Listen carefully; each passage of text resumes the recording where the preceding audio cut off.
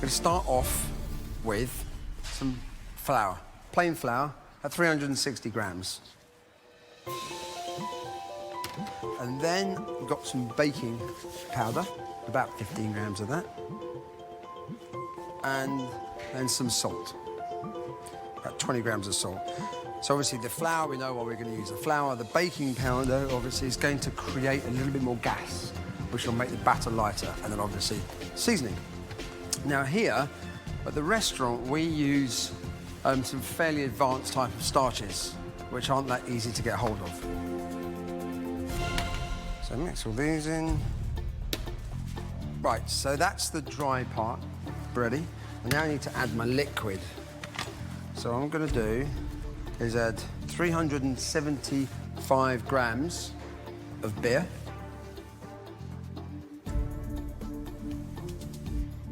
And then the same, about 375 grams of sparkling water. Okay, then give all that, give it a little mix. Again, one of the key things to this recipe is getting enough CO2 in there, getting enough stuff that's going to create gas, which will then expand the batter, so you'll get a much sort of lighter, more bubbly texture. And it's important to work quite quickly at this point, because you want to sort of keep as much of the fizz in the batter as possible. Can you feel the tension? So now, once that's gassed up, bowl of flour, plain flour, and another bowl for the batter. I'm going to use Basque groper, just very classical technique. Just dip it in flour first, and then for the batter,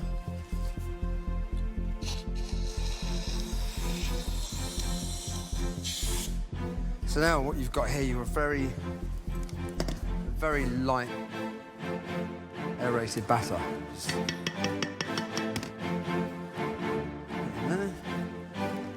Here we go.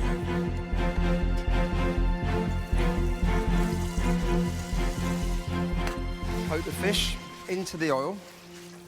What I want to do with this is just spread some more, and then when you be careful in the oil, just pulse it, pulse it, pulse it, pulse it, pulse it. If you dip it straight in, it'll shoot the fresh batter off. And you can just build up these beautiful layers of batter. Once it's hard enough to support itself, flip the fish over, which I'll do now.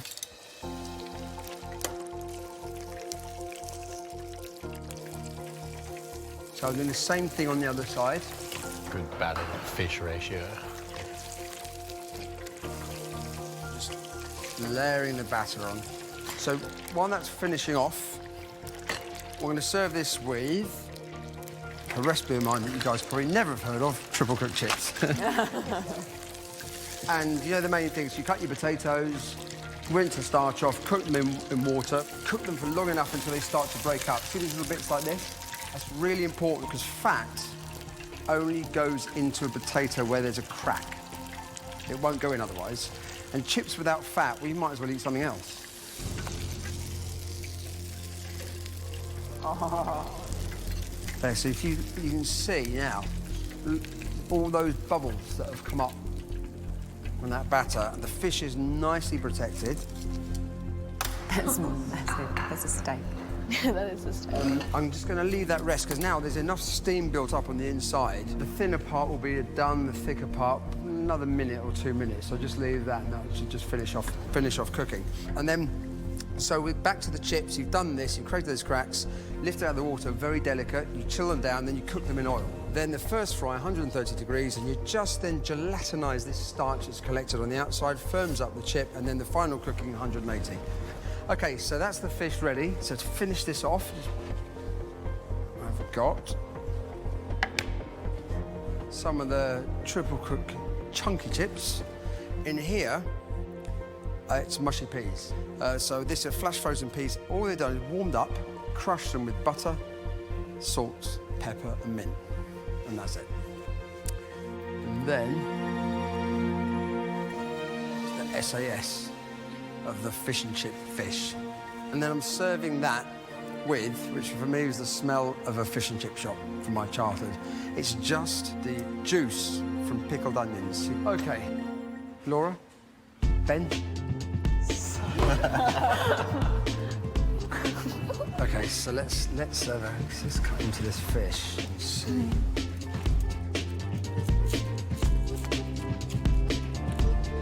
Oh yeah. Just say. Crunchy.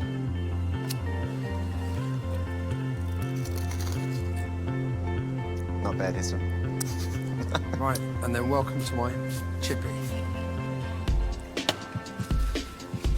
Superb. All right, so there's my perfect fish and chips. Takes me back to my childhood and my love of the chippy. Thank you. Now, I'm going to show you one of my favourite drinks. I love skiing, and one of the best things you can have in a cold, up a cold mountain is a hot chocolate. But this hot chocolate is a Black Forest gâteau hot chocolate. So a few years ago, I did a whole show on Black Forest gâteau. Went to Germany, Baden. Oh, hello. First I to heard see Black you Forest here. gâteau, so I thought, Black and I could Forest smell gâteau. chocolate, so I'm coming in. Carry on, good man. Two most important things, Black Forest gâteau. It's chocolate, it's cherries, it's kirsch, it's cream. So what we're going to do, first off, in here, I made a ganache. I've used two different types of chocolate. One's got slightly citrusy notes. The other chocolate has got red fruit notes to it. Slightly plummy. And with the ganache, melt the chocolate, bring the milk up to a simmer, pour the milk onto the chocolate, and you end up with this ganache that is so, so creamy. We've also added some orange zest, some lime zest, a bit of grapefruit zest. We've added a little bit of coffee for the bitter notes. And then we've added some cherry sauce. So we've done that, we've infused that mixture, and that is basically our hot chocolate base. And on top of that, we're going to have cream. For the cream, actually, Gaz, can I? Yeah. So you've got a specific white chocolate here, Yes. and just mix the whole thing. Yeah, three-thirds. Once you've that's incorporated, Gaz, can you add some cream? Yeah. Just some whipping cream. And once the cream's in, I'm going to add kirsch. Do you guys know what kirsch, tasted or smelled kirsch before? Jamie is the barman, so I'm sure he knows what kirsch is, but for the rest of you, kirsch is a cherry brandy. Cream all at once? Cream all at once, yep. For me, the smell of the Black Forest is kirsch. Absolutely kirsch. Amelia, once you smelt that, can you come over and just chuck that in that bain-marie, please? And then finally, a bit of truffle oil. Okay. So we just put and then pop that into a siphon, and we'll keep that warm. That's going to be a warm white chocolate, kirsch, and white truffle mousse to sit on top of the hot chocolate. Okay, Heston, I'll change the siphon while you get on with the cloud element. In here, I have a mix of water that I've dissolved cocoa nibs and just left it for a few hours. Dissolve that and then added to that some more kirsch and some chocolate liqueur. So this is going to form a cloud. It'll be a cloud of kirsch, believe it or not, that sits on top of the chocolate, the white chocolate mousse. So making the cloud with one of these, it's a very special piece of kit called a cloud pourer. It's a beaker. The lid, there's a little basket underneath. So I'm popping into this little basket pieces of dry ice. Dry ice in there, pop that onto the lid, and then into this beaker pour the water, kirsch, nib cocoa, and chocolate liqueur mix.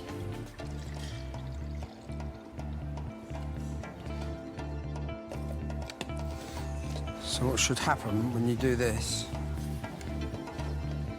Oh my God.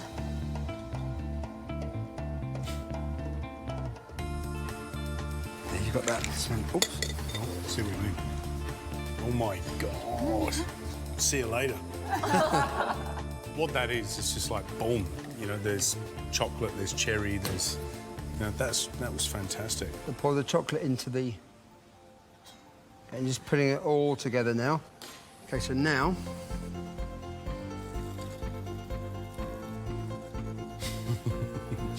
It's like making an Irish coffee, Heston. I know, I'm concentrating very hard. So squeeze the foam in. That's it. Then, on top of that, I'll just take a little bit of chocolate shavings.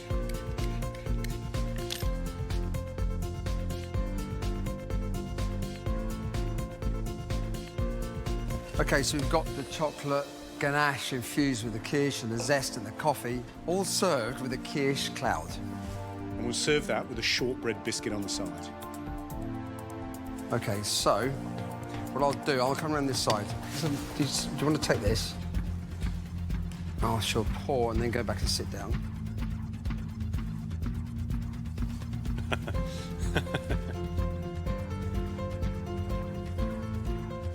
So hold the glass, that's it, then we'll pour the cloud on and then just sip through it.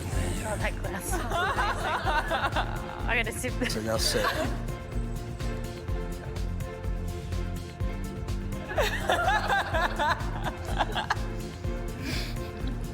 That's freaking incredible. Do you want to pass it on?